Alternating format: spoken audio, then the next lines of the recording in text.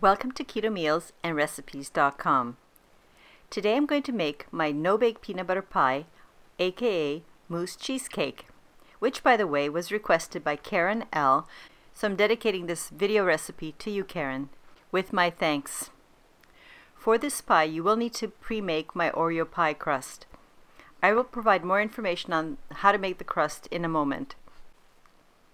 Before getting into the recipe, I'd like to mention that this pie has a bit more total carbs than most of my desserts. So for those of you who are counting your total carbs, you may want to consider smaller pieces.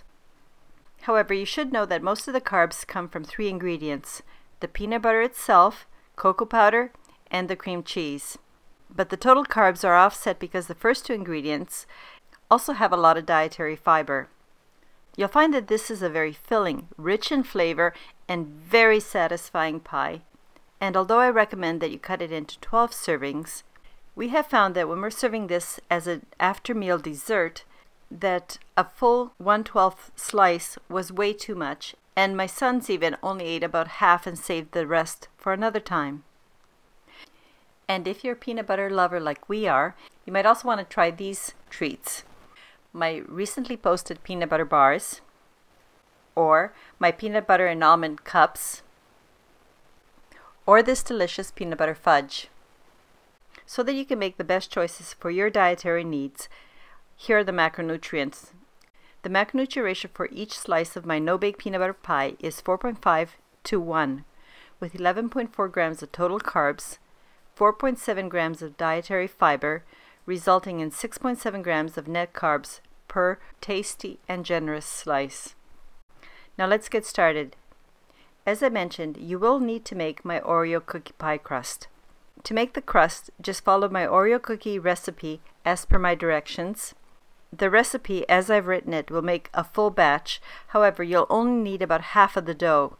The rest of the dough can be either frozen or you can make other treats with it, such as my 2 flavors of Oreo cookies, or my Oreo cheesecake, or even one of our favorite, easy tiramisu parfait, which uses Oreo cookies. The link for all of these recommended recipe videos, as well as the written and printable no-bake peanut butter pie recipe, which by the way can be translated to any language you like, all the necessary links are provided in the description below the YouTube thumbnail. Now back to making the pie. Once you have made the Oreo cookie dough, and take 1/2 and place it between 2 sheets of parchment paper. Flatten it with your hand, which will make it easier to roll. Then put your Oreo cookie dough into the refrigerator to chill for about an hour. When the dough has chilled, roll to about 1/4 inch or 0.6 centimeter thickness. Then to get the right shape, I'm going to use my 9-inch or approximately 23 centimeter springform pan, the bottom rim that is, and I use this rim to cut out the shape. Then run your knife, take off the extra dough on the outside of the rim, and save it with the reserve Oreo cookie dough. For this particular pie, I want to make a solid base, not a crumb base. All you have to do is transfer the sheet of parchment with this large cutout onto a cookie sheet. I forgot to mention, you should preheat your oven to 350 Fahrenheit or 175 degrees Celsius. Then put this into the middle position of your preheated oven and bake for 15 minutes. When your timer goes off, remove the baking sheet from the oven and let it cool to room temperature. Don't be tempted to put it in the fridge. You don't want it to harden. I would highly recommend that you also line the sides of the springform pan with the parchment paper. The next step is to make the filling. First, add your room temperature cream cheese, and then with the paddle attachment, whip it to soften it up. Now it's time to add the smooth peanut butter, whip to combine, and from time to time stop to make sure that you can scrape the peanut butter and cream cheese that's stuck to the bottom and sides of the bowl. Next, add the powdered sweetener and either a caramel extract or vanilla. Then blend until everything is well combined. In a separate mixing bowl, add your heavy whipping cream and whip to a medium peak stage. Then ladle the whipped cream into the bowl with the peanut butter mixture and whip for about 1 minute. This will ensure that you thoroughly combine all the ingredients and have a smooth velvety texture. That's all there is to making the pie filling. The next step is to ladle the pie filling over your Oreo cookie pie crust, which is in your springform pan, and use your offset spatula to smooth the surface. Then put this back into the refrigerator to chill. You should leave it in the fridge for about 1 to 2 hours, or, if you have time, overnight. The last step in making this pie is to make the topping. So, begin by roughly chopping your unsweetened chocolate and place it in a bowl with your unsalted butter. Then put this bowl over a bain-marie or double boiler so that the chocolate can melt slowly. Once your chocolate has melted, remove the bowl from the stovetop and pour in the peanuts. Then just toss your peanuts until they're well coated. Leave the peanuts in this bowl for a few minutes until the chocolate cools a bit. Then transfer the coated peanuts onto a sheet of parchment paper and then put this into the freezer so that the peanuts themselves can freeze to a solid state. It should only take a few minutes to freeze. Get the chilled peanut butter pie from the refrigerator. Remove your springform pan and peel off the parchment paper. In the meanwhile, you have the time to make a second batch of heavy whipping cream. This time, whip the cream to a medium stiff stage so that the peaks actually hold their shape. You'll find that the peanut butter pie filling is quite sweet, and you don't need to add anything to this whipping cream, not sweetener or vanilla, because you want a very light cream taste and nothing else is needed. Finally, we're at the assembly stage. Here's how I like to decorate this pie. First, ladle the whipped cream into the center portion of the pie to make a large mound.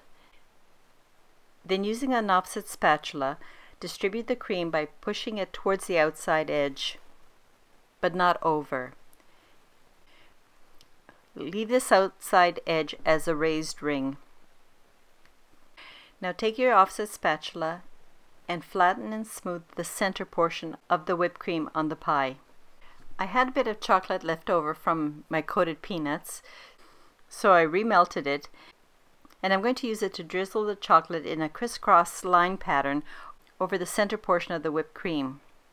And if you have a few drops, that's okay. It just adds to the design. Now it's time to get the frozen chocolate peanuts. Begin by separating the peanuts into individual nuts or into very small clusters of 2 or 3 nuts. Take these frozen and separated chocolate peanuts and arrange the peanuts in a ring adjacent to the inside of the whipped cream ridge so that they're actually sitting on the flat surface part. Take your time because this very simple pie can look so beautiful with just a little bit of care. And as a little bonus, here are 3 final points I would like to share with you. I'd highly recommend you please follow the instructions for the Oreo cookie dough as written in the recipe. And if you make a full batch of dough, as I've stated, roll out what you need for the above recipe, take the remaining dough and store it in a freezer bag. This dough will keep frozen for up to 3 months. Second point, if you want to switch things up a bit or you don't like peanut butter, you can use any nut butter of your choice. And all you have to do is just substitute equal quantities or 1-to-1 ratio. Lastly, the unfortunate thing about this pie is that this particular pie cannot be frozen. But the good thing is it will keep in your fridge for several days, and we found that the last piece, which was a week old, was still delicious. Just remember to cover the pie before putting it in the fridge so that it stays fresh. After you've decorated to your satisfaction, return this gorgeous looking pie back into the refrigerator and let it chill for 1 to 2 hours before serving. Now I finally get to have a little taste. As I said, this is a very rich, tasty, and decadent, smooth and silky pie. I hope that you have found this recipe tutorial both informative and useful. I would appreciate it if you would leave me a comment. Let me know what your thoughts are on this pie or any other of my recipes. And if you have a suggestion for future video ideas, do let me know. Thank you very much for taking the time to watch my video. Please come back when I post my next one. And until then, have a wonderful day. Cheers!